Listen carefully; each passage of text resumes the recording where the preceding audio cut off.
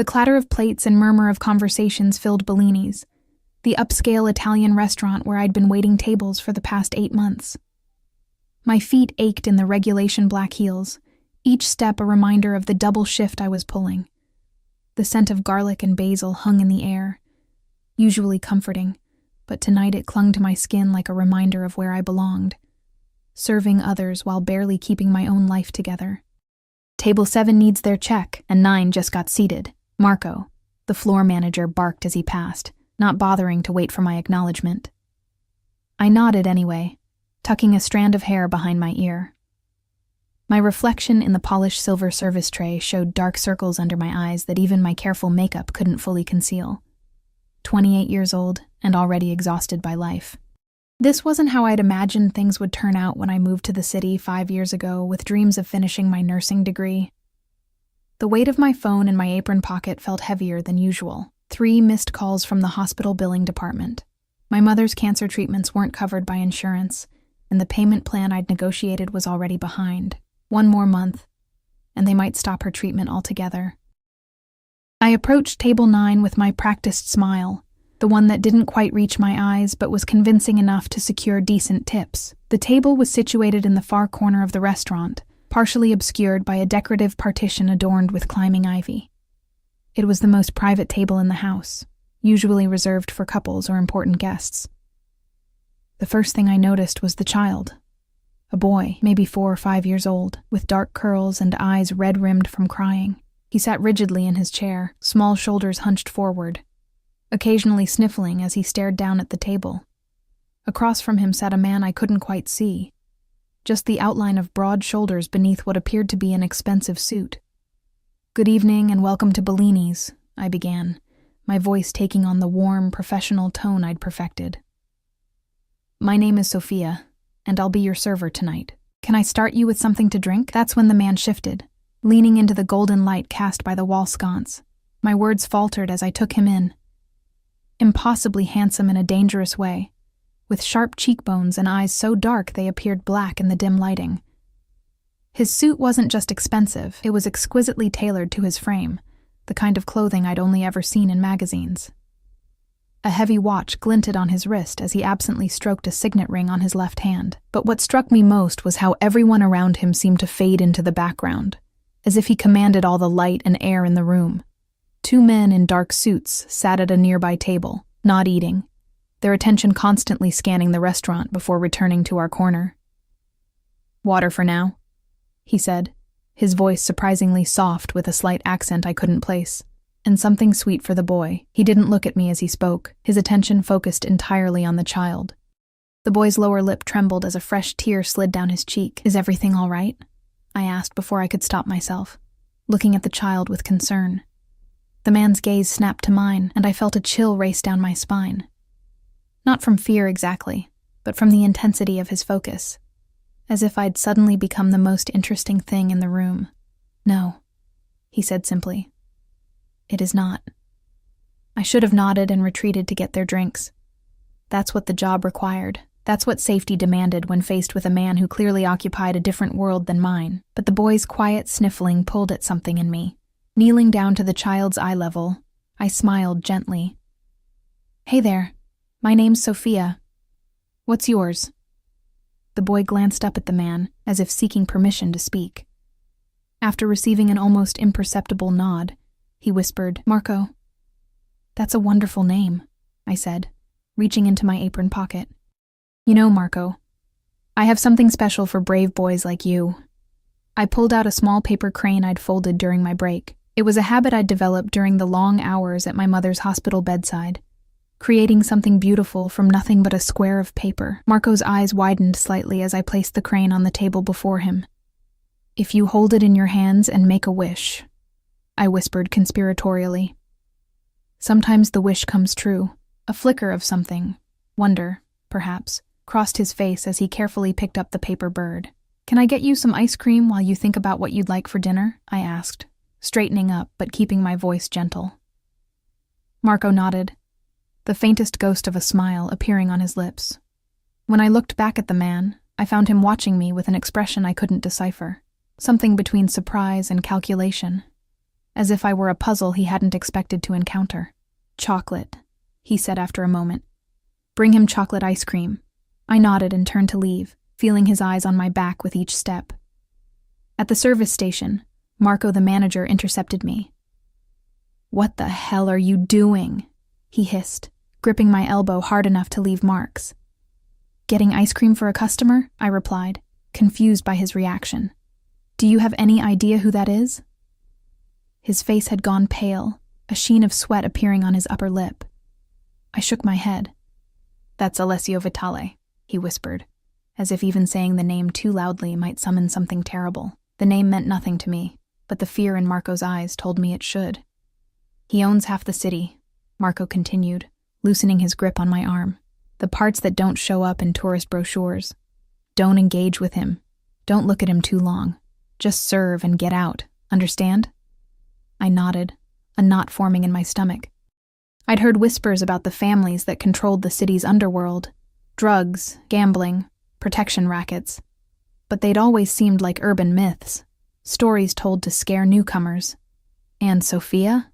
Marco added as I turned away. "For God's sake, don't do anything stupid." I returned to the table with chocolate ice cream for the boy and water for Mr. Vitale, my hands remarkably steady despite the warnings echoing in my head. The boy's eyes lit up at the sight of the dessert, but he waited, looking at the man across from him. "Go ahead, Marco," Alessio said, his voice gentler than before. As the child began to eat, Alessio's attention turned fully to me. "You're good with children," he observed. "I like them," I replied simply, feeling somehow that honesty was important with this man. They see the world differently than we do. "And how do you see the world, Sophia?" My name in his mouth sounded different, almost intimate, and I wondered when I'd introduced myself. Had he read my name tag? Or had he already known who I was? "As a series of shifts and bills," I answered with a small, self-deprecating smile. "Not very poetic, I'm afraid." Something flickered in his eyes. Amusement, perhaps. Honesty is its own poetry. The conversation was surreal, standing in the hushed corner of the restaurant, with a man who apparently controlled half the city's shadows, discussing poetry while a child ate ice cream between us. "Will there be anything else?" I asked, trying to regain my professional demeanor. "He needs a mother's love," Alessio said abruptly, nodding toward the boy, who was now focused entirely on his ice cream. "His father was one of my men, killed 3 days ago. His mother died in childbirth." I blinked, startled by the sudden confidential turn. "I'm sorry," I said, because what else could one say to such a revelation? "Does he have other family?" Alessio's gaze was penetrating, as if he could see through my skin to the fears and dreams beneath. "No, he has me now. I take care of my people, Sophia, always."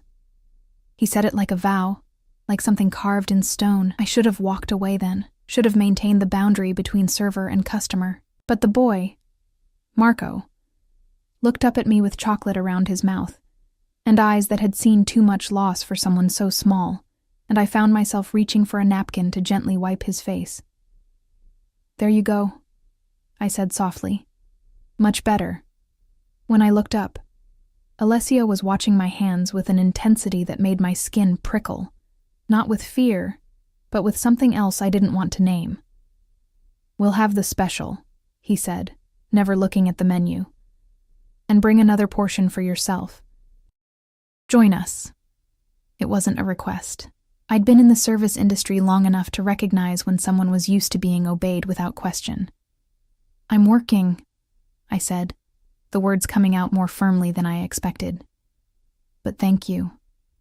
His eyebrow arched slightly, perhaps unused to refusal in any form. Then, unexpectedly, he smiled. Just a slight curve of his lips, but it transformed his face from merely handsome to devastating. "When do you finish?" The question hung between us, loaded with implication. I knew I should make an excuse, any excuse, but found myself answering truthfully instead.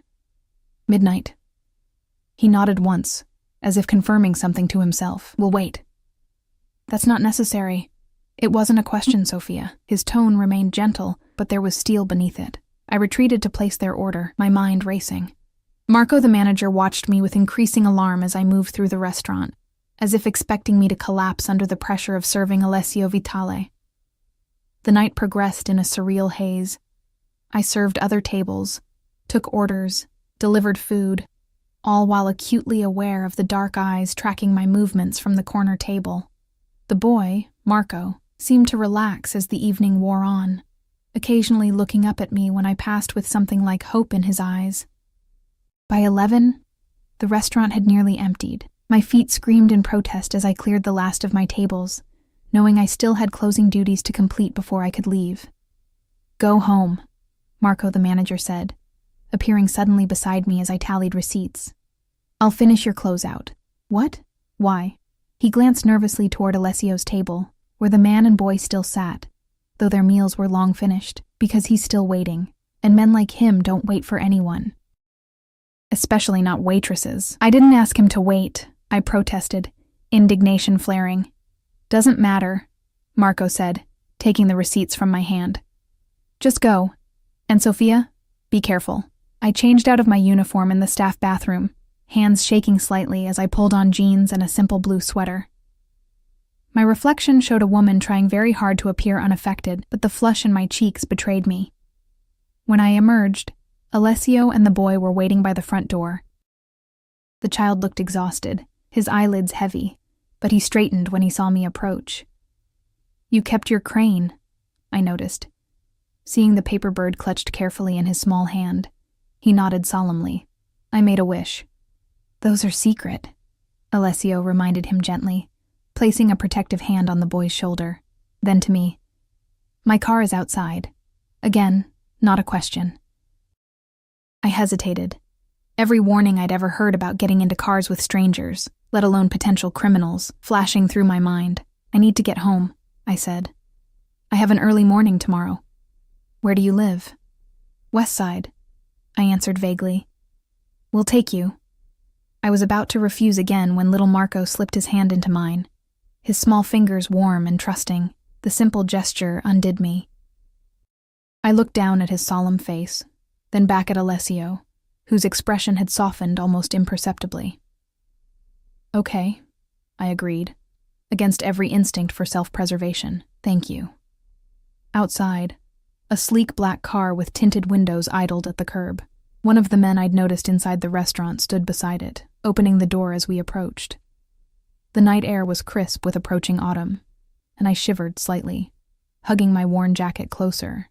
In one fluid movement, Alessio removed his suit jacket and draped it over my shoulders. The weight of it surprised me, along with the lingering warmth and scent. Expensive cologne with notes of sandalwood and something uniquely him. "I'm fine, really," I protested weakly, even as I resisted the urge to burrow deeper into the luxurious fabric. "You're cold," he stated simply, as if that settled everything. The car's interior was as luxurious as I'd imagined, all soft leather and the subtle glow of ambient lighting. Marco climbed in first, followed by me, with Alessio last, effectively blocking any easy exit. As we pulled away from the curb, I realized I'd just willingly entered the lion's den, with no real understanding of the predator beside me. "Where exactly on the west side?" Alessio asked, his arm stretched behind me along the seat, not touching, but close enough that I could feel the heat radiating from his body. I gave my address, trying not to think about what it might mean for this man to know where I lived. The modest apartment building would tell him everything my pride wanted to hide, that I was struggling, that my life was held together by overtime shifts and payment plans. Little Marco yawned beside me, his eyes growing heavier with each passing moment. Without thinking, I adjusted his seatbelt to make him more comfortable, tucking him slightly against my side. He smelled of chocolate ice cream and the faint remnant of tears. "He likes you," Alessio observed, his voice lower now, intimate in the close confines of the car. "Children are good judges of character," I replied, looking down at Marco's dark curls. "So am I." I looked up then, meeting his gaze directly for perhaps the first time. In the passing streetlights, his eyes reflected gold for brief moments before returning to their near black depths. "And what character do you judge me to have, Mr. Vitale?" His lips curved slightly. "Alessio, please. And I think you're someone who carries more than she should, who sees others when most look away." and who makes paper cranes to give hope to crying children. The assessment was too close, too perceptive. I looked away, out the window at the passing city lights, suddenly aware of how intimate this moment felt, trapped in luxury with a man whose reputation apparently terrified my boss. "You're quiet now," he observed after a moment. "I'm trying to figure out why I'm here," I admitted. "Why you waited. Why you're interested in a waitress who folded a paper crane." He was silent long enough that I thought he might not answer. When he did, his voice had a quality I hadn't heard before. Something raw and honest beneath the polished exterior. "He hasn't spoken since his father died. Not until you knelt beside him with your paper bird and gentle voice." His gaze moved to the now sleeping child between us. "That makes you interesting, Sophia. Very interesting indeed." The car slowed as we approached my building, its shabby exterior illuminated harshly by streetlights. I reached for the door handle, intending to slip out quickly with minimal fuss, but Alessio's hand covered mine, stopping the movement. "Tomorrow," he said. "You don't work." I checked the schedule. A chill ran through me at the casual demonstration of his reach. How many people had he spoken to about me in the few hours since we'd met? "I'll send a car at noon," he continued, as if I hadn't tried to speak, "for you to spend time with Marco. He needs someone who can make him smile." It wasn't a request, but neither did it feel like a command. Something in his voice made it an inevitability, as if the universe itself would bend to ensure I was in that car at noon tomorrow. I should have refused, should have made an excuse about prior commitments. Instead, looking at the sleeping child, I found myself nodding. Alessio's fingers brushed mine as he released my hand, the brief contact sending an electric current up my arm. "Good night, Sophia. Dream well." As I stepped out of the car, his jacket still around my shoulders, I realized my mistake too late. I turned back, intending to return it, but the window lowered just enough for his voice to drift out. "Keep it," he said, "for now." The car pulled away, leaving me standing on the sidewalk with the weight of his jacket around me and the growing certainty that I'd just made a terrible, wonderful mistake, one that would change everything. Sleep evaded me that night. I lay awake, staring at the water stain on my ceiling that vaguely resembled a bird in flight, while my mind replayed every moment of the evening. Alessio Vitale's jacket hung on the back of my door, its presence both comforting and unsettling, like having a piece of a storm safely contained in my small apartment. When my alarm blared at 7, I'd managed only a few hours of fitful rest. Still, I dragged myself from bed and into the shower, letting the lukewarm water, all my building could manage, wash away the lingering scent of the restaurant. Not his scent, though. That seemed to have permeated my skin somehow. By 8, I was at St. Mary's Hospital, sitting beside my mother's bed as machines beeped a steady rhythm around us. Her face was gaunt, the cancer treatment stealing more of her with each passing week, but her smile when she saw me remained unchanged from my childhood. "You look tired, sweetheart," she said, her voice raspy from the tubes they'd only recently removed. Her fingers, thin and bruised from IV needles, brushed against my cheek. "Just a long shift," I assured her, capturing her hand and pressing a kiss to her palm. "How are you feeling today?" "Better now that you're here." It was her standard response, one that never failed to twist my heart. "Any news on the payment plan?" I forced a smile, pushing down the panic that rose whenever I thought about the mounting bills. "I'm working on it. Don't worry about that now." She saw through me, as she always had. "Sophia, you can't keep—" "I met someone," I blurted, desperate to change the subject, immediately regretting the words as her eyes lit up with hope. "Oh? Tell me everything." "Why, what could I say? That I'd met a man who terrified my boss, who apparently controlled the city's underworld, who had waited hours just to offer me a ride home because I'd been kind to a child in his care. It's nothing serious," I backpedaled. "Just someone interesting." I busied myself adjusting her blankets, avoiding her knowing gaze. "Interesting is good," she said, settling back against her pillows. "Interesting can be everything." We spent the next hour talking about safer topics. The nurse she liked, the orderly who snuck her extra pudding cups, the soap opera plot she followed religiously.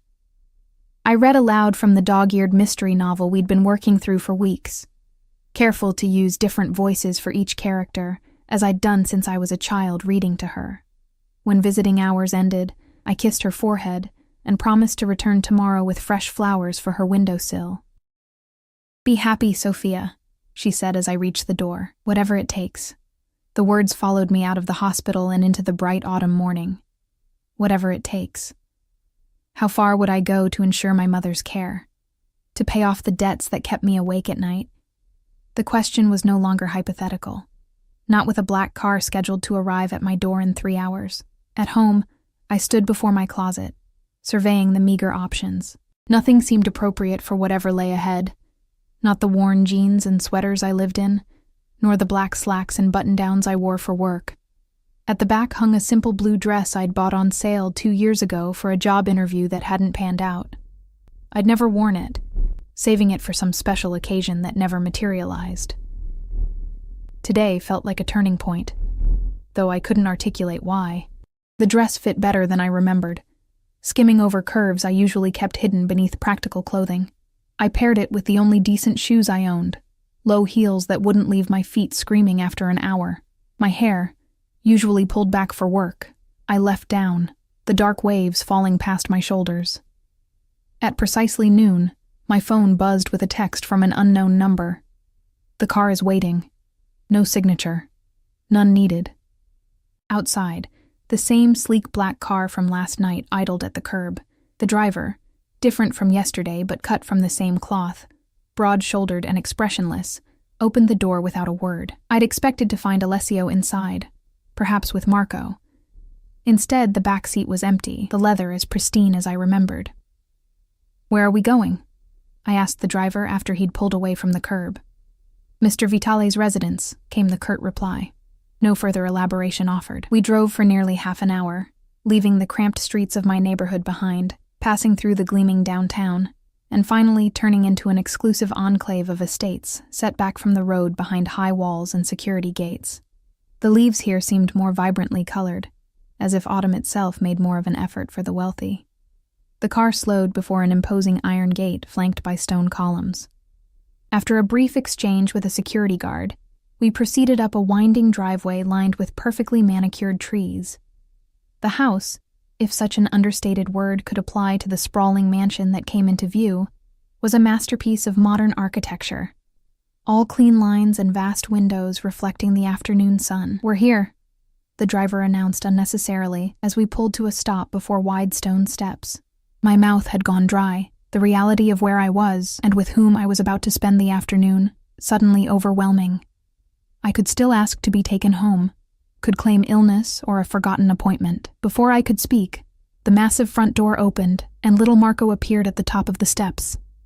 He wore dark jeans and a blue sweater that nearly matched my dress, his curls tamed somewhat from yesterday. When he spotted me through the car window, his solemn face brightened, and he waved tentatively. Any thought of retreat vanished. I stepped from the car and managed a smile that felt more genuine than I'd expected. "Hello, Marco," I called, climbing the steps to meet him. He didn't speak, but reached for my hand, his small fingers wrapping around mine with surprising strength, as if afraid I might disappear if he didn't hold on tight enough. "He's been watching for you since morning," came Alessio's voice from the doorway. Today he wore no suit jacket, just a crisp white shirt with the sleeves rolled to reveal strong forearms and dark trousers. More casual, but no less commanding. His eyes swept over me, lingering on the blue dress before returning to my face. "You look lovely," he said. The words simple but delivered with an intensity that warmed my cheeks. "Thank you for inviting me," I replied, defaulting to politeness to mask my uncertainty. His lips curved slightly. "It wasn't an invitation, Sophia. It was an inevitability. The statement should have alarmed me, its presumption, its confidence. Instead, a small thrill ran through me at the idea that this man had decided I was somehow necessary in his world. Marco tugged at my hand, drawing my attention back to him. He pointed inside, clearly eager to show me something. "Lead the way," I encouraged, allowing him to pull me past Alessio and into the house.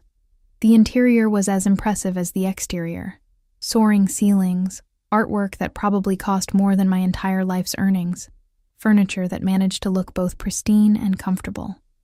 But what struck me most was the warmth. I'd expected coldness, sterility, the kind of showplace that existed for admiration rather than living. Instead, there were books on side tables, a child's drawing framed alongside what appeared to be original artwork, soft throws draped over couches. Marco led me through the main living area and out onto a vast terrace overlooking manicured gardens that stretched to a distant tree line.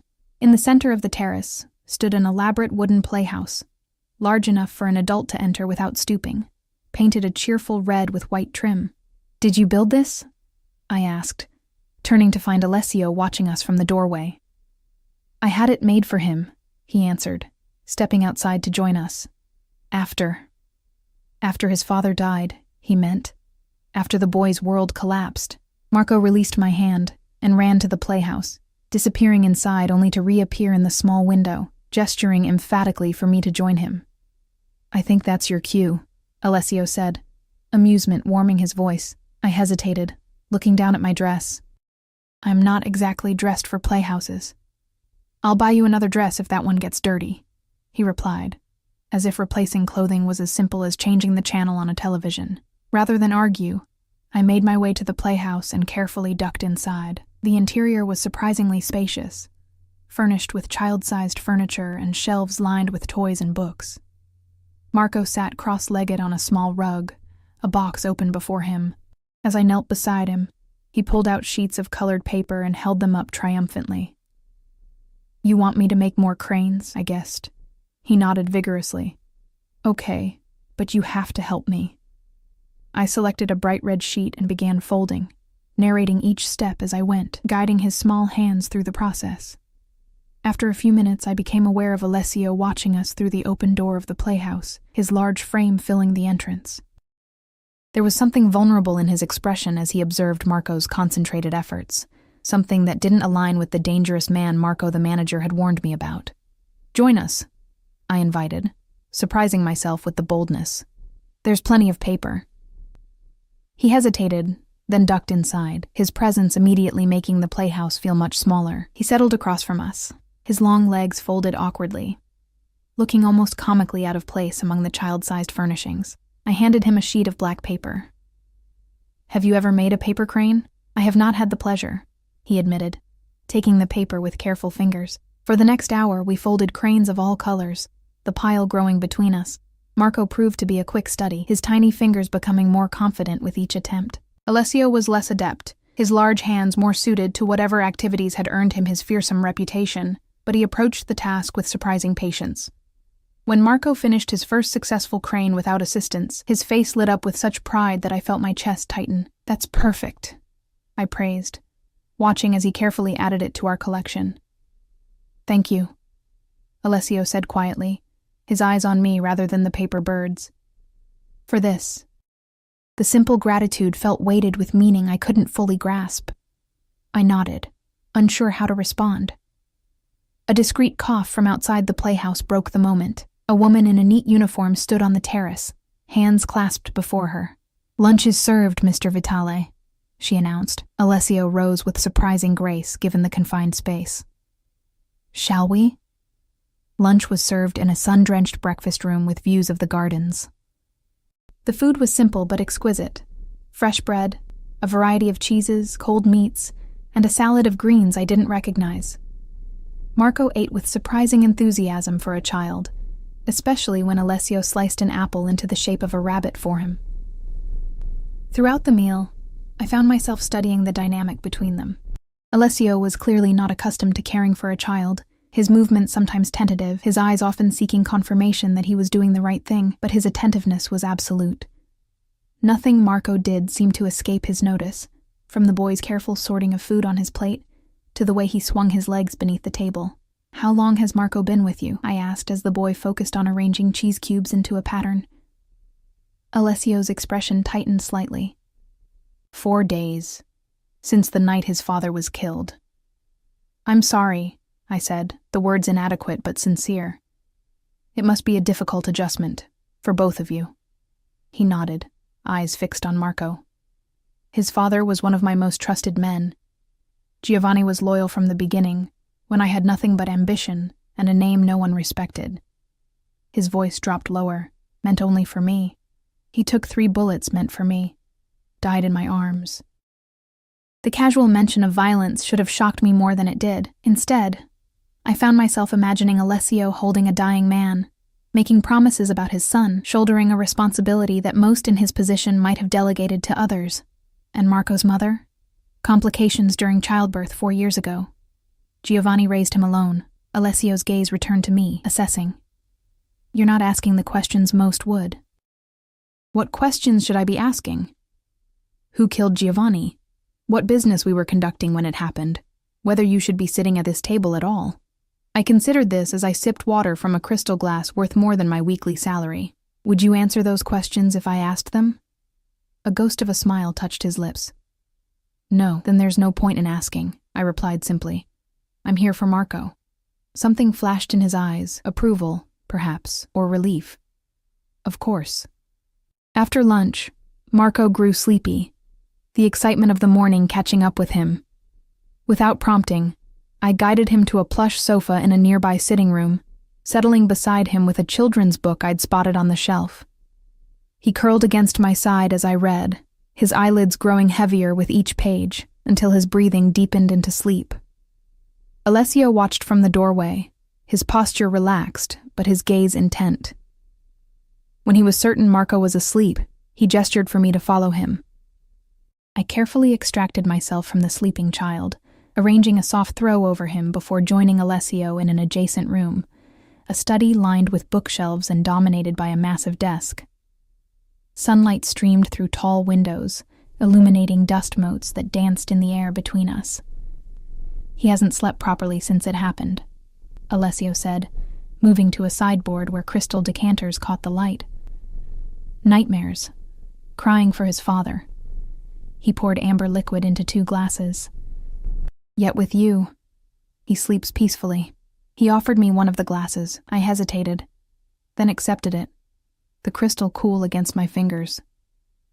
Children respond to consistency and kindness, I said. He's been through trauma. He needs stability. Is that what you studied before becoming a waitress? He asked, his tone making it clear he already knew the answer. Child psychology? Nursing, I corrected, though I never finished.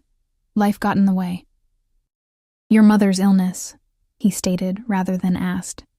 He raised his glass slightly. To better days ahead. I froze, the glass halfway to my lips.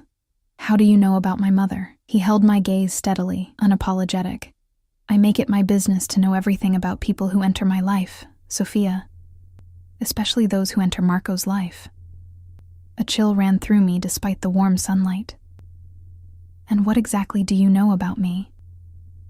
Sophia Elena Martinez, 28 years old. Only child of Elena Martinez, currently receiving treatment for stage 3 pancreatic cancer at St. Mary's. Father unknown. Dropped out of nursing school in your final year when your mother was diagnosed. Working 2 jobs. Bellini's 5 nights a week and the convenience store on Mitchell Street weekend mornings. Behind on rent twice this year. Medical bills totaling just over $93,000, with a payment plan you're struggling to maintain. Each word felt like an invasion, laying bare the precarious scaffolding of my life. The glass trembled slightly in my hand as I set it down untouched. I swallowed hard. Thorough. His expression softened almost imperceptibly. I needed to know who was sitting across from Marco, who was making him smile for the first time in days. And now that you know? I asked, unable to keep the edge from my voice. Alessio moved closer, his presence filling the space between us. Now I know you're exactly who I thought you were. Someone who carries too many burdens alone. Someone who sees others before herself. Someone who makes paper cranes for crying children, even when her own world is falling apart. He reached out, his fingers brushing a strand of hair from my face with surprising gentleness. I should have stepped back, maintained distance between us, but I remained still, caught in the gravity of his attention. What do you want from me, Alessio? I asked, the question barely above a whisper. His eyes held mine, dark and unreadable. Right now? I want you to come back tomorrow, and the day after. Marco needs you. The implication hung in the air between us. that it wasn't only Marco who needed me. I should have been afraid, should have seen the danger in becoming entangled with this man and his world. Instead, I felt something uncoil within me, something dangerously close to hope. And if I say no? The question was theoretical. We both knew I wouldn't. His lips curved in a smile that didn't quite reach his eyes. I would send the car anyway, and you would come. You seem very certain of that. I am. He stepped closer still, close enough that I could smell his cologne, feel the heat radiating from his body. Because I saw your face when Marco fell asleep against you, because I know about the hospital bills. Because I understand what it means to protect what's yours at any cost. My heart hammered against my ribs as his words settled over me, their implication clear. A business proposition wrapped in the guise of childcare, my presence for his financial assistance. I won't be bought, I said, raising my chin defiantly. His eyes darkened. I'm not offering to buy you, Sophia. I'm offering you a choice. What choice? To help a child who needs you, to ease your mother's burden, to step into a world where you don't have to fight alone. He reached out again, this time his fingers trailing along my jaw, feather-light. All you have to do is say yes. In that moment, standing in the sunlight of his study, with his touch burning against my skin, I knew I stood at a crossroads. Behind me lay the life I'd always known. The struggle, the endless work, the fear of losing my mother. Ahead stretched something unknown, dangerous, possibly devastating, and yet... Yes, I whispered, the word escaping before I could reconsider. Something fierce and triumphant flashed in Alessio's eyes, there and gone so quickly I might have imagined it. His hand cupped my cheek fully now, thumb brushing across my lower lip, in a touch so intimate it stole my breath. Good, he murmured. That's good, Sophia. From the next room came the sound of Marco stirring, a small whimper breaking the charged silence between us. Alessio's hand fell away as we both turned toward the sound. He's having a nightmare, I said, already moving toward the door. Alessio caught my wrist, his grip firm but not painful. Remember your choice, he said, his voice low and intense.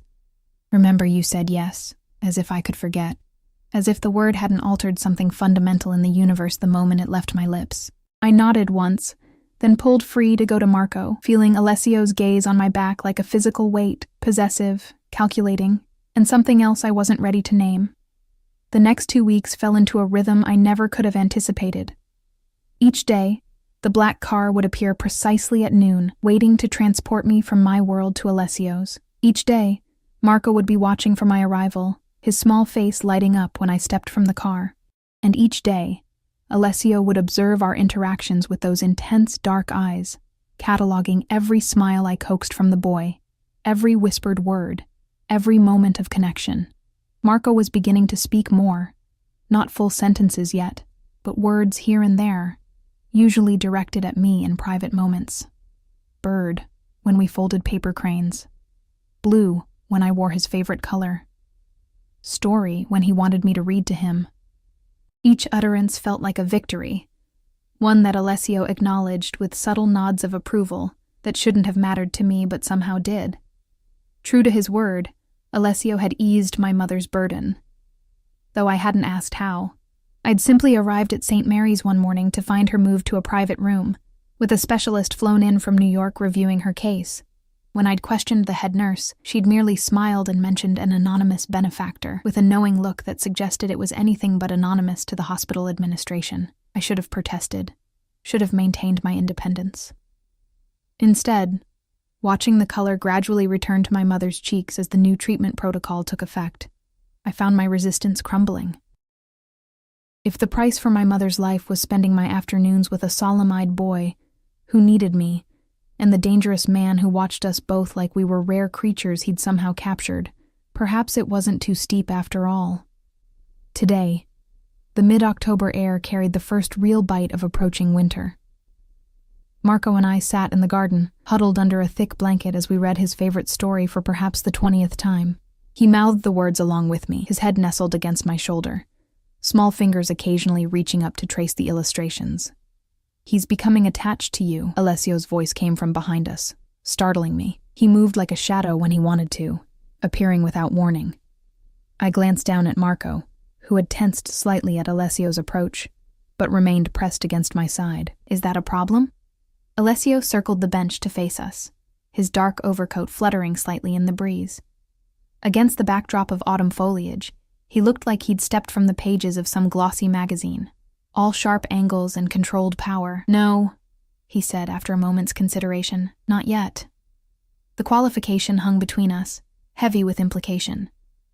Not yet. But perhaps someday. Will you come inside? He asked, though as always the question felt perfunctory. There's something I wish to discuss. Marco clutched my hand as I moved to rise, his eyes suddenly anxious. I'll be right back, I assured him, smoothing his curls. Why don't you practice the next page? I want to hear you read it when I return. He nodded solemnly, accepting the book as I tucked the blanket more securely around his small form. Alessio watched this exchange with an expression I'd come to recognize, something between fascination and possessiveness, as if he couldn't quite determine if my ease with Marco pleased or concerned him. Inside, the house was warm and filled with the scent of something delicious cooking. Alessio led me not to his study as I expected, but to a small sitting room I'd never entered before. Unlike the grand formal spaces of the main house, this room felt personal, bookshelves overflowing with well-worn volumes, a leather chair shaped to someone's habitual sitting posture, photographs in simple frames. Your private space, I observed, taking in the details that spoke of the man rather than his position. He inclined his head slightly, neither confirming nor denying. Sit, please. I perched on the edge of a small sofa, hyper-aware of his presence as he remained standing, hands clasped behind his back, as he regarded me with that penetrating gaze. Marco's birthday is next week, he said finally. He'll be 5. I nodded, having already extracted this information from the boy during one of our drawing sessions. He mentioned it. He's quite excited about turning 5. Apparently it's when big boys get to start school. I smiled at the memory of his serious expression as he'd imparted this knowledge. Alessio's posture shifted subtly. Yes, about that. He moved to sit beside me on the sofa, close enough that our knees almost touched. I've been considering his education. He's bright, I offered. Quick with numbers and letters. He'll do well in school. Not traditional school, Alessio said, his tone making it clear this was non-negotiable. It's not safe. The reminder of who he was, of the dangers that presumably surrounded his position, sent a chill through me. Of course, a man like Alessio Vitale would have enemies. Of course, those enemies might target a child in his care. Private tutors, then? I suggested, thinking of the isolated life that would mean for Marco, already so alone in the world. Alessio nodded. For now. But he needs more than academic instruction. His eyes met mine, intent and serious. He needs consistency, stability, a maternal figure. My breath caught as I realized where this conversation was heading. Alessio, I want you to move in, he said, cutting off whatever protest I'd been about to make, to live here, with Marco, with me. The proposition hung in the air between us, breathtaking in its presumption.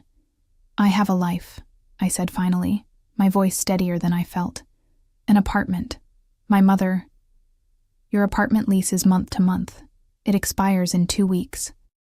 Your mother's care is now fully covered at St. Mary's, where she can remain as long as necessary. Your manager at Bellini's has already been informed you won't be returning. Each statement hit like a physical blow, evidence of how thoroughly he'd mapped out my life, how completely he'd assumed control of my future. You had no right, I whispered, anger flaring hot and sudden. Those aren't your decisions to make. His expression remained impassive, but something flickered in his eyes. Not regret exactly, but perhaps recognition that he'd miscalculated. I removed obstacles, made things simpler. Simpler for whom? I stood abruptly, needing distance between us. You can't just rearrange people's lives because it suits your purposes, Alessio. I can, he replied, his voice soft but unyielding. I do. Every day. Of course he did. That was who he was. A man who controlled not just businesses or territories but people, their fates. their futures. Not mine, I said, though even to my own ears, the protest sounded hollow. Hadn't I already allowed him to take over the most critical aspects of my existence? My mother's care, my financial burdens. He rose to stand before me, close enough that I had to tilt my head back to maintain eye contact. Marco needs you, Sophia. Here. With him. His hand rose to cup my cheek, the gesture becoming familiar in a way that should have alarmed me. I need you here. The admission, so plainly stated, so matter-of-fact, knocked the air from my lungs. In 2 weeks, he'd never expressed any personal desire beyond my usefulness to Marco. Had never indicated that his interest extended beyond the boy's welfare. What exactly are you offering me? I asked, forcing myself to hold his gaze despite the heat climbing my neck. His thumb traced the curve of my cheekbone, featherlight. Security, comfort, a place where you belong. His voice dropped lower, where you're valued. As what? Marco's nanny? Your employee? The questions came sharp with defensiveness. Another acquisition? Something dangerous flashed in his eyes, there and gone so quickly I might have imagined it. As whatever you choose to be, Sophia, but here, with us. The ambiguity of the offer hung between us, laden with unspoken possibilities. I stepped back, needing to break the spell of his proximity, the hypnotic quality of his voice promising things I hadn't allowed myself to want. I need time, I said, to think, to talk to my mother. He nodded once, as if he'd expected this response. The car will take you to see her now, if you wish. Outside, Marco still waited on the bench, the book clutched to his chest, his face brightening when he saw me return. I knelt before him, adjusting his scarf against the cooling air. I have to go see my mother, I explained gently, but I'll be back tomorrow just like always. His small brow furrowed. Promise? The word, so clear, so perfectly articulated, caught me by surprise. I glanced up at Alessio, who stood watching us, his expression unreadable. I promise, I assured Marco, drawing him into a quick hug. Be good for Alessio, okay? He nodded solemnly, his eyes darting between me and Alessio as if trying to decipher the tension that stretched invisible but palpable between us. The ride to the hospital passed in a blur of conflicting emotions. By the time I reached my mother's room, I'd worked myself into a state of righteous indignation over Alessio's presumption, his casual rearrangement of my life without consultation.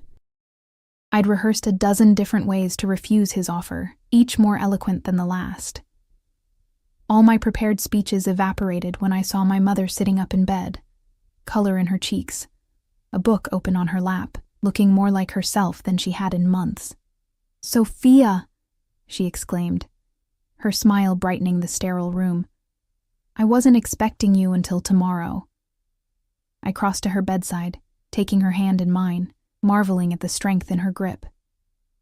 "You look wonderful, Mom." "I feel wonderful," she agreed, her eyes crinkling with genuine happiness. "Dr. Harrison says the new treatment is working better than they hoped. The tumor is already shrinking." Relief washed through me, so powerful I had to sit on the edge of the bed. That's amazing news." "It's a miracle," she corrected, squeezing my hand. "Just like your mysterious benefactor." I stiffened slightly. "What do you mean?" Her eyes, so like mine, studied my face with the perception that had always made hiding anything from her impossible. "The hospital administrator came by yesterday. Said all our bills have been paid in full. That any treatment I need, for as long as I need it, is covered." She tilted her head. "You wouldn't know anything about that, would you?" I looked down at our joined hands, unsure how to explain what I barely understood myself. "I've met someone," I said finally, echoing my words from weeks ago. "Someone powerful." "The interesting man," she recalled, her expression thoughtful. "And he's helping us." It wasn't a question, but I nodded anyway. "He has a little boy, a child he's caring for. He wants me to help with him, to live in his house." I expected shock, concern, all the natural reactions a mother should have to such a proposition. Instead, She studied me with careful consideration. And what does he want in return, this powerful man? The question cut to the heart of my own confusion. I don't know, I admitted. He says he wants me there for Marco. That's the boy. But it's more than that. I can feel it when he looks at me, I trailed off, heat rising in my cheeks. My mother's eyes softened with understanding. When he touches you, I nodded, unable to articulate the electricity that sparked whenever Alessio's skin made contact with mine. The way his gaze seemed to burn through layers of pretense to see something in me I couldn't name myself. Is he kind to you, Sophia? She asked simply. The question gave me pause. Kindness wasn't the first word I'd associate with Alessio Vitale. He was intense, demanding, presumptuous. But cruel? Harsh? No. Yes, I said finally. In his way. And the boy? Do you care for him? Marco is... I smiled despite myself, thinking of his solemn eyes lighting up when I arrived each day. He's wonderful. He's been through so much, and he's still so gentle, so eager to love and be loved. My mother nodded, as if confirming something to herself. Then perhaps this is where you're meant to be, sweetheart. But we don't even know who this man really is, I protested.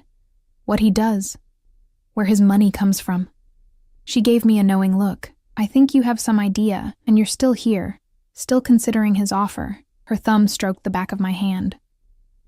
Sometimes life offers us unexpected paths, Sophia. Sometimes the right choice isn't the safe one or the conventional one. What if I'm making a terrible mistake? I whispered, voicing my deepest fear. What if you're not? She countered gently. What if this is exactly where you're supposed to be? With this man and his boy who both need you in different ways. I left the hospital an hour later with no more clarity than when I'd arrived, my mother's parting words echoing in my mind. Follow your heart, Sophia. It's never led you astray before. The problem was, my heart seemed as conflicted as my head, pulled between self-preservation and the undeniable connection I felt to both Marco and, increasingly, to Alessio himself. The black car was waiting when I emerged from the hospital, the driver holding the door open without comment. I slid into the back seat, expecting to be taken to my apartment, but as we pulled away from the curb, I realized we were heading in the opposite direction.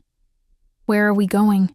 I asked, leaning forward. Mr. Vitale's residence, the driver replied, his tone suggesting this should have been obvious. The boy won't sleep. He's asking for you.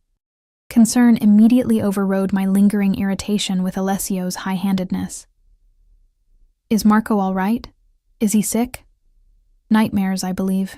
The driver's eyes met mine briefly in the rearview mirror. He won't calm down for anyone else. My heart contracted at the thought of Marco frightened and crying, calling for me. Whatever complex emotions I harbored toward Alessio, the boy himself had claimed a piece of my heart I hadn't intended to give. Night had fallen completely by the time we reached the estate, the house ablaze with lights. I barely waited for the car to stop before I was out the door, hurrying up the steps. The front door opened before I could reach it. Alessio himself standing in the entrance, his usually immaculate appearance slightly disheveled, tie loosened, hair mussed as if he'd run his hands through it repeatedly. Thank you for coming, he said, the words carrying an unfamiliar weight.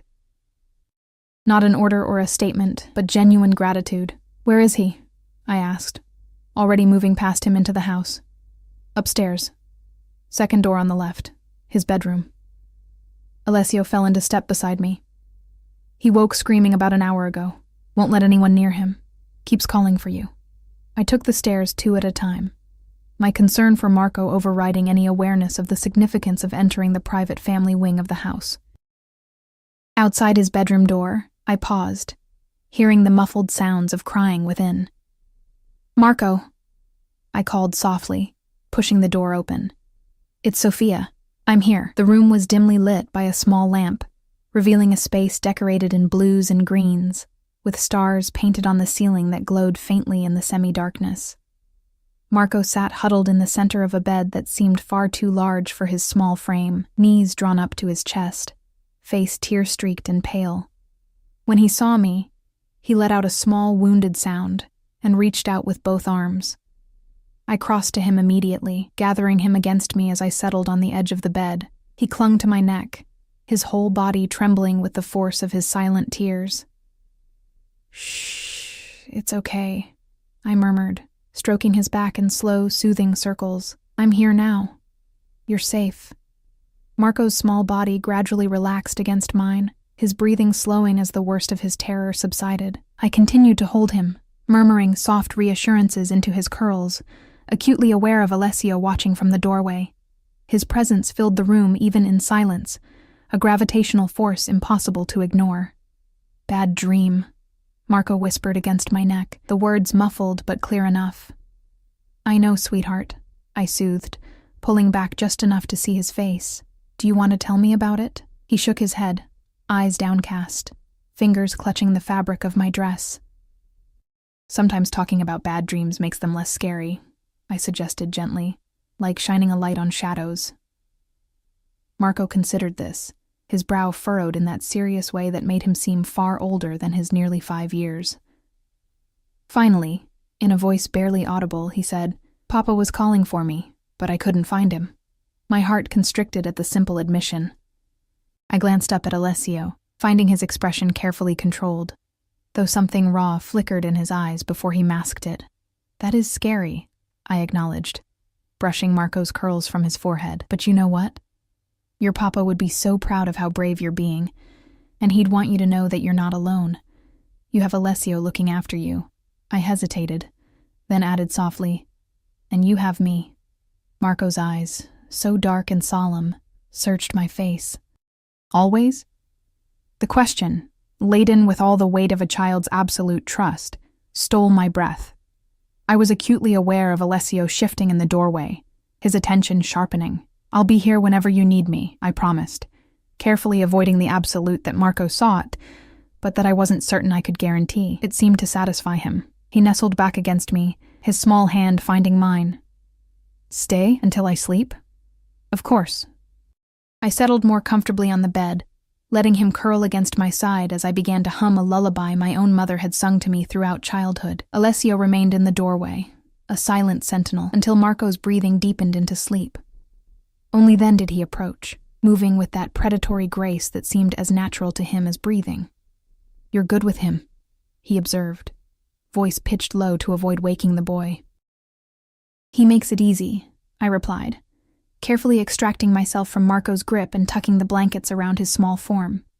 "He just needs security, consistency, things I've been unable to provide alone," Alessio admitted, surprising me with the vulnerability in the statement.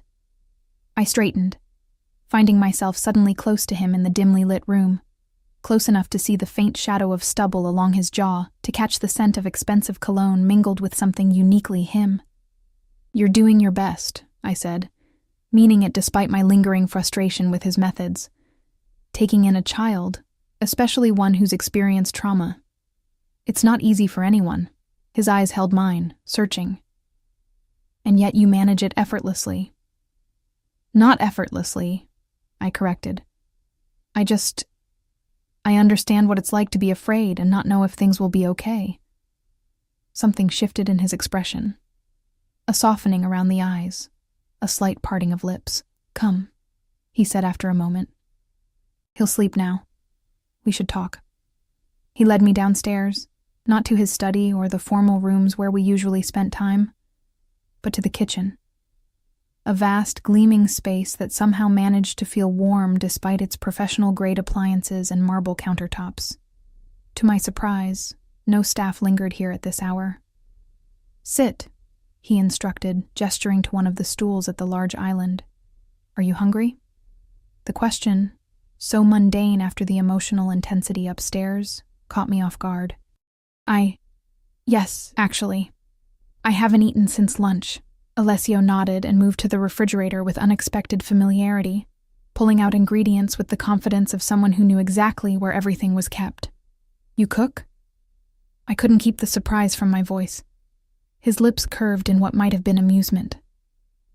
"I wasn't always—" He paused, searching for the right word. "Who I am now.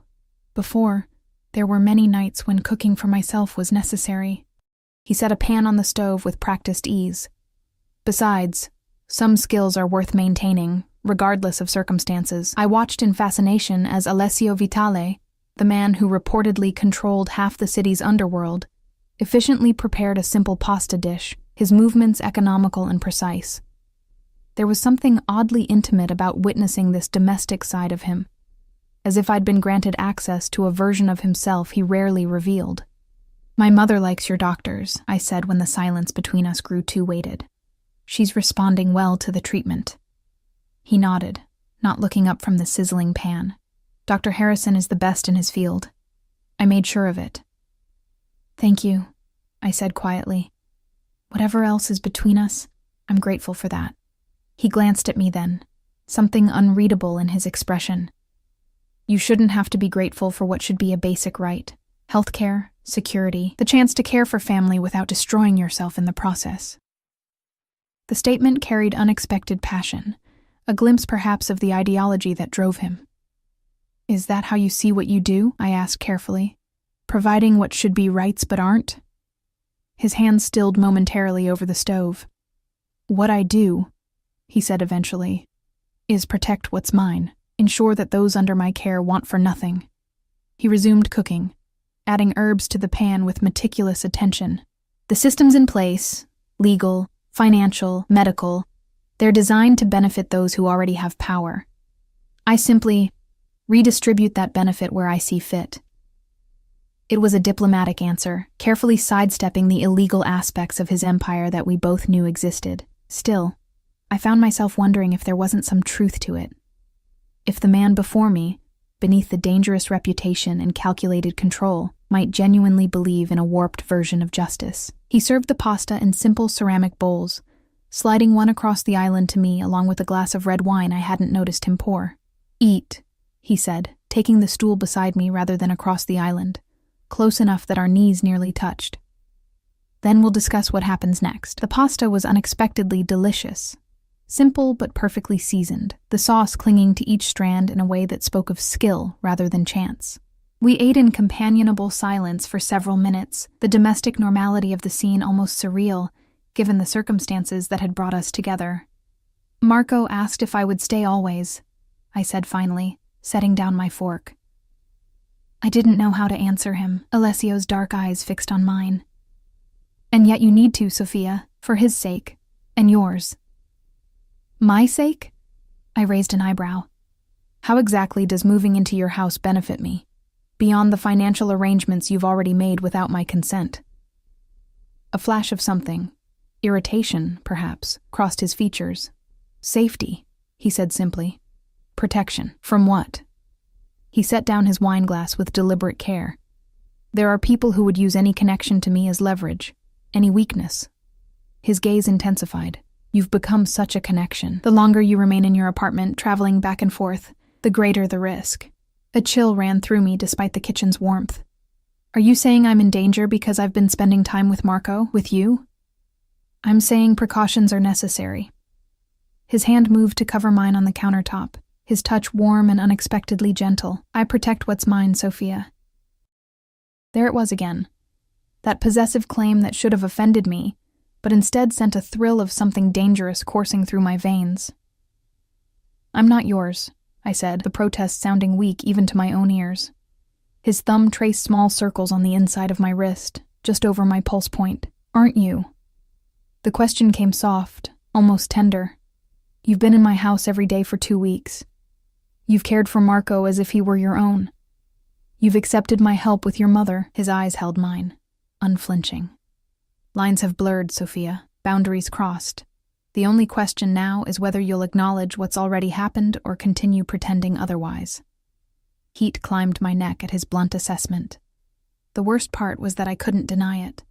Couldn't pretend I hadn't felt the subtle shift in my relationship not just with Marco, but with Alessio himself, the way his gaze followed me through rooms, the increasing frequency of his casual touches, the charge in the air whenever we found ourselves alone. "And if I agree to move in," I asked, forcing myself to maintain eye contact, "what exactly would be expected of me?" "To continue as you have been with Marco," he answered immediately. "To provide the stability and care he needs." He paused, his expression growing more intense. As for us, his fingers tightened slightly around mine. I would expect honesty, loyalty, and the acknowledgement of what's growing between us, whatever form that might take. The candor of his response stole my breath. No pretty lies or false pretenses, just the naked truth of what he wanted, laid bare for my acceptance or rejection. I barely know you, I whispered, though the protest sounded hollow even to my own ears. How could that be true when I'd spent every day in his home, witnessed his care for Marco, felt the weight of his attention like a physical touch? You know enough, he countered. You know I honor my commitments, that I protect what matters to me, that I can give you and your mother security you've never known. His voice dropped lower, more intimate. And you know there's something between us that neither of us expected, but both of us feel. My heart hammered against my ribs, his words giving voice to the undercurrent that had run beneath our every interaction. And if I say no, if I walk away, his expression tightened, something dangerous flashing in his eyes before he controlled it. Your mother's care would continue regardless. I don't withdraw my protection once given. He released my hand, creating space between us. But Marco would suffer, as would you, I think. The implicit threat in the first statement was overshadowed by the raw honesty in the second. He wasn't trying to coerce me with financial leverage. That would have been simpler, cleaner in its manipulation. Instead, he was offering a truth I couldn't easily dismiss. That walking away would hurt not just Marco, but me as well. I need to think, I said, pushing back from the island. This isn't a small decision. Alessio nodded, his expression once again carefully controlled. The guest room has been prepared for you tonight. Marco will want you here in the morning. He rose with fluid grace. Take whatever time you need to consider. But know that my offer won't change, all of it, or none. Is everything a negotiation to you? I asked, unable to keep the edge from my voice. His lips curved in a smile that didn't reach his eyes. Everything worth having requires terms, Sophia. I'm simply being transparent about mine. He showed me to a guest suite that put my entire apartment to shame. All soft blues and creams, with a bed that looked cloud-soft, and a bathroom bigger than my living room.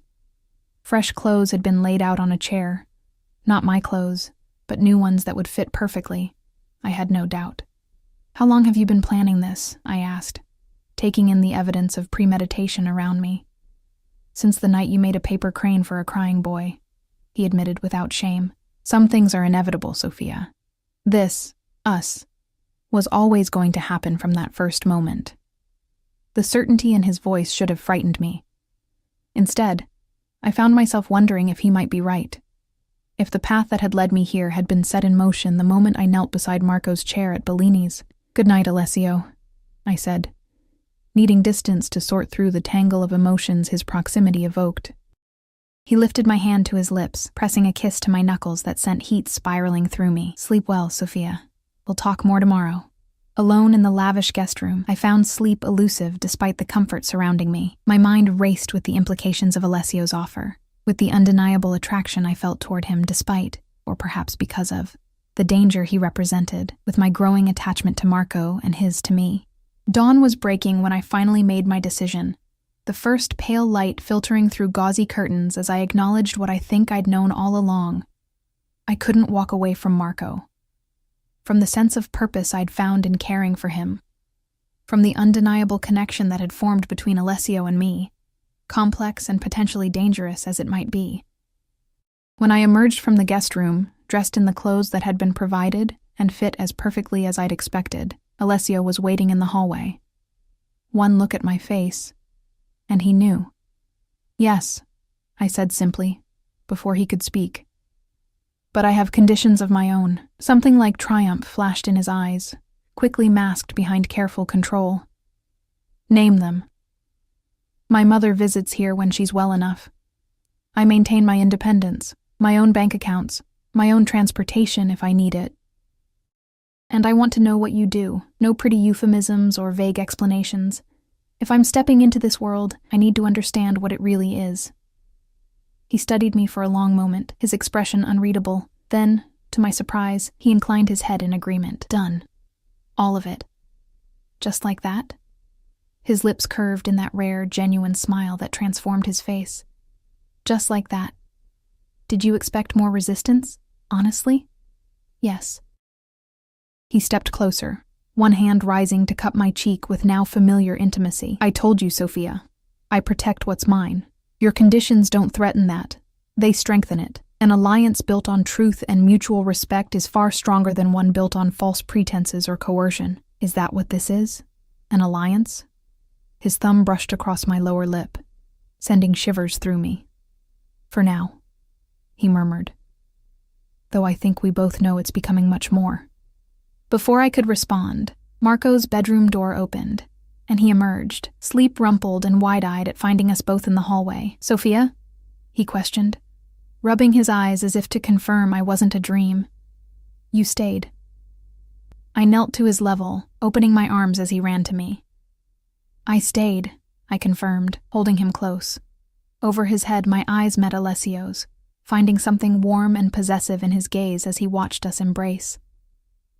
And I'm going to keep staying, I added, the words a promise to Marco and an acknowledgement to Alessio of the choice I'd made. For better or worse, I was stepping fully into their world. Marco pulled back, his small face alight with more joy than I'd seen since we met. Forever. This time, I didn't hedge or qualify. For as long as you need me. Alessio's hand settled on my shoulder, warm and solid. Claiming, protecting, connecting. Come, he said, his voice gentler than I'd ever heard it. Let's have breakfast. We have much to plan. As we descended the stairs, Marco's hand in mine and Alessio close behind us, I felt the strangest sensation of pieces falling into place. This wasn't the life I'd imagined for myself, nowhere close to the future I'd planned. It was dangerous, uncertain, built on foundations I didn't fully understand. And yet, walking between these two damaged, complex people who had somehow become essential to me, I couldn't help feeling that perhaps I'd finally found where I belonged. 3 months passed like a dream, or perhaps like waking from one. My small apartment was packed up, my meager possessions looking almost embarrassed when placed within the grandeur of Alessio's mansion. My mother continued to improve under Dr. Harrison's care, well enough now to visit once a week for Sunday dinners, where Marco would proudly show off his latest achievements. My old life receded like a tide, leaving behind only the essential pieces, my relationship with my mother, a few cherished books and photographs, memories that grew more distant with each passing day. In their place came new rhythms, new certainties, mornings with Marco, guiding him through the lessons his tutors had prepared, afternoons in the garden or library, reading stories or creating elaborate adventures with the toys that arrived in seemingly endless supply. And evenings belonged to Alessio. True to his word, he had answered my questions about his business with unflinching honesty. Yes, parts of it were illegal, gambling, protection, certain imports that bypassed taxation. No, he did not deal in drugs or human trafficking, lines he considered uncrossable. Yes, violence was sometimes necessary, though he preferred the leverage of information and financial pressure. No, he did not enjoy causing pain, but neither did he hesitate when his position required it. The world operates on power, he'd explained one night as we sat in his study, the fire casting dancing shadows across his features, those who have it and those who serve them. I simply chose not to serve. I should have been repelled by these admissions. Instead, I found myself understanding the brutal logic of his choices, the code of honor that guided actions others might view as criminal. He protected his people fiercely. He kept his word absolutely. He valued loyalty above all else. And somehow, improbably, I had become part of that inner circle. Someone he protected. Someone whose opinion he sought. Someone he watched with those dark, intent eyes that missed nothing. Marco thrived under our shared care. The nightmares decreased, then stopped altogether. He spoke freely now, his vocabulary expanding daily, his laughter filling rooms that had once seemed too formal for joy. He called Alessio Uncle Alessio, and me simply Sophia, though sometimes when half asleep or frightened, Mama would slip out. a word that never failed to send a complicated surge of emotion through me. Today was Marco's birthday, his 5th, and the house hummed with quiet activity as staff prepared for the small celebration we'd planned. No other children would attend, security concerns made that impossible. But Alessio had arranged for a magician who had performed for royalty, a cake crafted by a pastry chef flown in from Paris, and gifts that had been arriving for weeks from Alessio's associates around the world. I stood in Marco's bedroom, helping him dress in the new outfit he'd selected with such seriousness. Navy blue pants and a crisp white shirt that made him look heartbreakingly grown up. "Do I look handsome?" he asked, turning before the mirror with a gravity that made my heart clench. "The handsomest," I assured him, kneeling to straighten his collar. "Your papa would be so proud of you." His small face grew solemn at the mention of his father. "Uncle Alessio says Papa is watching from heaven. Do you think he can see my party?" I swallowed past the tightness in my throat. "I think he can see everything wonderful that you do, and I think he's smiling right now." Marco nodded, accepting this with the simple faith of childhood. Then, with the resilience that continually amazed me, his expression brightened. "Is Nonna Elena coming today?" Nonna Elena was what he'd taken to calling my mother, a title she adored. "She is," I confirmed. "And she has a special present for you." His eyes widened. "What is it?" "If I told you, it wouldn't be a surprise, would it?" I tapped his nose gently. "Now, let's go downstairs. I think Uncle Alessio is waiting for us." We found Alessio in the main living room, deep in conversation with 2 men I recognized as part of his inner circle. He broke off mid-sentence when he saw us, his expression softening in the way it always did when Marco entered a room. "There he is," he said, opening his arms as Marco ran to him. "The birthday boy." The men nodded respectfully to me as they left, still a strange experience after months in Alessio's world. I'd come to understand the hierarchy within his organization, the complex web of loyalties and obligations that bound dozens of people to him. And I'd come to understand my own position within that web, respected because Alessio respected me, protected because he had claimed me as his own. "Everything is ready?" I asked, as Alessio lifted Marco into his arms.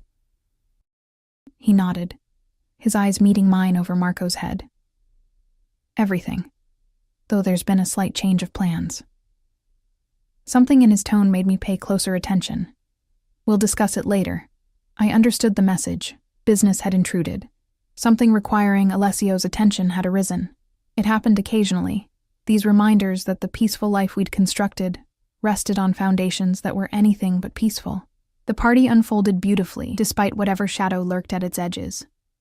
My mother arrived, looking healthier than she had in years, bearing a handmade quilt she'd been working on for weeks during her hospital stays. Marco was delighted with the magician, gasping and clapping at each illusion. The cake was a masterpiece of chocolate and spun sugar that seemed too beautiful to eat, though Marco had no such reservations. Throughout it all, Alessio remained attentive and engaged, but I noticed the subtle signs of tension, the way his eyes periodically scanned the room, the slight stiffness in his shoulders, the occasional murmured conversation with the security personnel who maintained a discreet presence around the perimeter of the celebration. As the afternoon waned and Marco began to flag, worn out from excitement and sugar, my mother offered to read him stories while he rested. I helped settle them in the library. Marco curled against her side as she opened one of his favorite books. "He's wonderful, Sophia," she murmured as I adjusted a blanket over them both. "So full of life." "He is," I agreed, my chest tight with an emotion I couldn't name.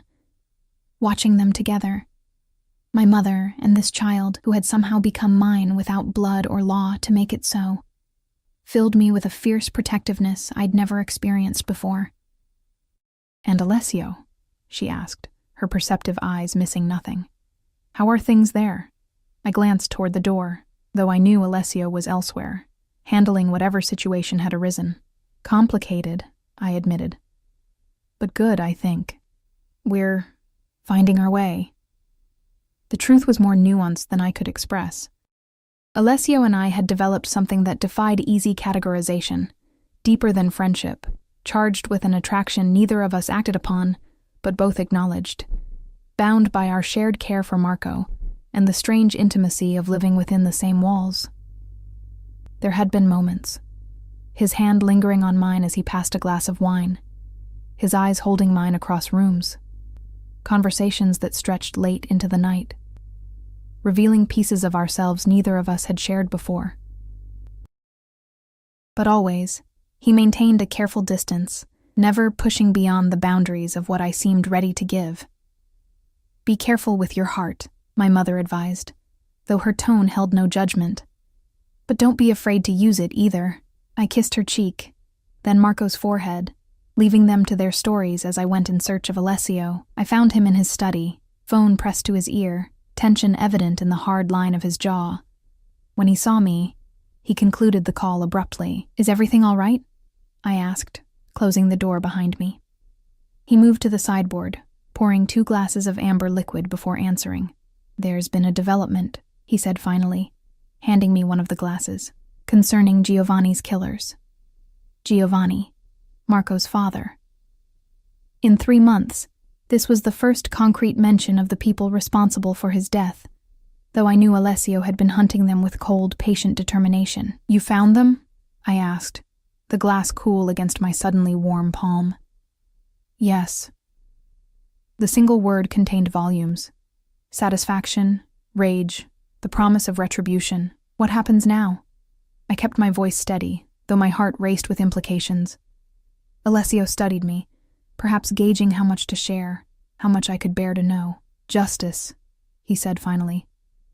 "My kind, not the law's." This simple statement should have horrified me. 3 months ago, it might have. Now, thinking of Marco's nightmares, of the life stolen from him, of the father he would never see again, I found I could not summon the appropriate moral outrage.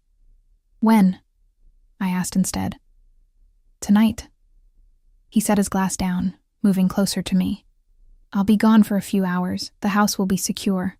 Extra men on the perimeter, all the usual protocols." I nodded, understanding now the tension I'd observed throughout the day. "Will it be—" I hesitated, unsure how to phrase the question. "Dangerous?" he supplied, his expression softening slightly. "No. The hard work was finding them. The rest is formality." A euphemism for execution, I knew. Though neither of us would say it aloud, this was the reality of the world I'd entered. Blood and power and justice delivered without courts or juries. "Marco had a wonderful birthday," I said, changing the subject to something safer, something we both cherished. "He loved the telescope especially." Alessio's expression warmed at the mention of the boy. "He has your curiosity, your kindness, and your determination," I added with a small smile. "Yesterday, he spent 3 hours trying to build a tower with those blocks, refusing to give up even when it fell 20 times. Something shifted in Alessio's gaze as he looked at me, a softening, an intensity that made my breath catch. "You've given him something I couldn't, Sophia. A mother's heart." The words echoed his statement from that first night at the restaurant, but now weighted with months of shared experiences, with the reality of what we had become to each other, to Marco. "I love him," I said simply. It was the first time I'd stated it so plainly, though we both had known it for weeks, as if he were my own. Alessio moved closer still, close enough that I could feel the heat radiating from his body, smell the now familiar scent of his cologne mingled with something uniquely him. "And me?" he asked, his voice dropping to a register that sent shivers through me. "What am I to you, Sophia?" The question hung between us, charged with all the unspoken moments of the past months, all the careful boundaries we'd maintained while living in such intimate proximity. "You know," I whispered, unable to find the words for the complex tangle of emotions he evoked in me. Fear and fascination, respect and wariness, desire and something dangerously close to love. His hand rose to cup my cheek, the gesture now familiar but no less potent for its repetition. "I need to hear it," he said, his thumb brushing across my lower lip. "Before I leave tonight, before I do what must be done." Understanding dawned. He needed absolution, or perhaps benediction, needed to know that whatever darkness he carried, whatever violence he would enact in the name of justice and protection, I would still be here when he returned. That I had chosen this life, this world, this man, with my eyes open to all he was. You are... I swallowed hard, searching for truth. Everything I never expected. The man who saved my mother's life, who gave Marco a home, who looked at me and saw something worth claiming. My hand rose to cover his where it rested against my cheek. You are terrible and wonderful, Alessio, dangerous and safe. And I... The words caught in my throat, too enormous to voice aloud. Say it, he urged, his eyes never leaving mine. Please. I love you, I whispered, the admission tearing from me like something physical. God help me, I love all of you. The darkness and the light. The man who orders executions, and the one who reads bedtime stories to a boy who isn't his by blood, but is his in every way that matters. Something fierce and triumphant blazed in his eyes. Before I could draw another breath, his mouth claimed mine in a kiss that felt like possession, like coming home, like the inevitable conclusion to a story that had been written from the moment I knelt beside a crying child with a paper crane. His arms encircled me, drawing me against the solid warmth of his chest as the kiss deepened. Months of restrained desire unleashed in a single moment. I clutched at his shoulders, anchoring myself as the world seemed to tilt beneath my feet, lost in the sensation of finally crossing the line we'd been approaching since that first night. When he pulled back, we were both breathing hard, his forehead resting against mine, his hands spanning my waist as if unwilling to release me completely. When I return tonight, he said, his voice rough with emotion, we'll talk about the future, about making permanent what we've built here. You, me, Marco, a family bound by choice rather than blood. The implication stole my breath, a proposal, or the prelude to one, a formalizing of what had grown between us over these months, unexpected and undeniable. I'll be waiting, I promised, understanding now that this had always been our destination, from the moment he said those fateful words in the restaurant. He needs a mother's love. Hours later, with Marco sleeping peacefully in his room, and my mother settled in the guest suite she now regularly occupied, I waited in Alessio's study, watching the fire burn low in the grate. I didn't ask for details when he returned shortly after midnight, his expression grim but satisfied, a weight seemingly lifted from his shoulders. He simply came to me, kneeling before the chair where I sat, taking my hands in his. It's done, he said quietly. Giovanni has justice, Marco has safety, and now... He reached into his pocket, withdrawing a small velvet box. Now we secure our future, all of us. The ring inside was not what I might have expected from a man of Alessio's resources and taste, not a massive diamond designed to showcase wealth and power. Instead, it was an elegant emerald, surrounded by smaller diamonds, vintage and distinctive. It was my grandmother's, he explained, watching my face carefully. The only woman in my family who showed me kindness, who believed I could be more than the circumstances of my birth. It's beautiful, I whispered, understanding the significance of such a personal offering from a man who guarded his past so carefully. Will you wear it? He asked. And for the first time since I'd known him, I heard uncertainty in Alessio Vitali's voice. Will you be my wife, Sophia? Marco's mother in truth as well as heart? The question needed no consideration. I had made my choice months ago, had reaffirmed it with each day I remained. With each piece of my heart I gave to the solemn-eyed boy who called me Mama in unguarded moments. With each layer of Alessio I discovered and came to love despite, or perhaps because of, the complexity I found. Yes, I said simply, watching as he slid the ring onto my finger, a perfect fit that seemed somehow symbolic of how seamlessly I had found my place in this unexpected life. He rose, drawing me to my feet and into his arms. I will protect you, he vowed, the words carrying the weight of an oath. You and Marco and any children we might have. I will give you everything within my power to give. I know, I murmured against his chest, listening to the steady beat of his heart. And I will love you, all of you, the darkness and the light. I will be Marco's mother, your wife, the keeper of this home we've built. Outside, snow began to fall, covering the estate in a blanket of pristine white. transforming the world as completely as my life had been transformed since that fateful night at Bellini's. Tomorrow, Marco would wake to find his two favorite people engaged to be married, his family secured at last. Tomorrow, we would begin planning a future I could never have imagined for myself. But tonight, in the circle of Alessio's arms, I found the resolution to a story that had begun with a paper crane and a crying child, a dangerous man who needed someone to love his boy, and a waitress with enough heart to love them both.